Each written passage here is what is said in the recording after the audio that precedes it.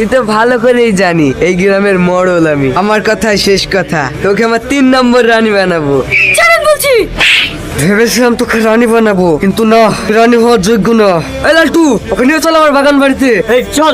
শয়তান ছাড় আমাকে, ছাড়, ছেড়ে দে আমাকে শয়তান। তো সর।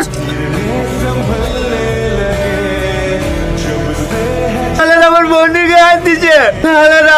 আমি আসি। পাগল হলেও এ যুগে তুমি সত্যিকারের মানুষ।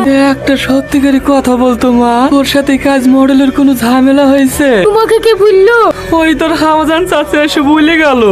পাড়ার লোকে এমনিতে আমাদেরকে দেখতে পারে না, এই ছেলে মানুষ কাজ করতে যাস বলি তোকে আর কাজ করতে হবে না। তোর কামাই আমি তোকে ভিক্ষি করে খাওয়াবো। তোমার মেয়ে বেঁচে থাকতে তুমি লোকের কাছে হাত পাতবা কেন? লোকের কাজই হয়েছে ভুলা। যখন তালের রসপট থেকে কাজ থেকে পড়ি পা ভেঙে গেছিল, তখন তোমাকে কেউ 10 টাকা দিয়ে হেল্প করেছিল নাকি? তাই তুমি লোকের কথা শোনো।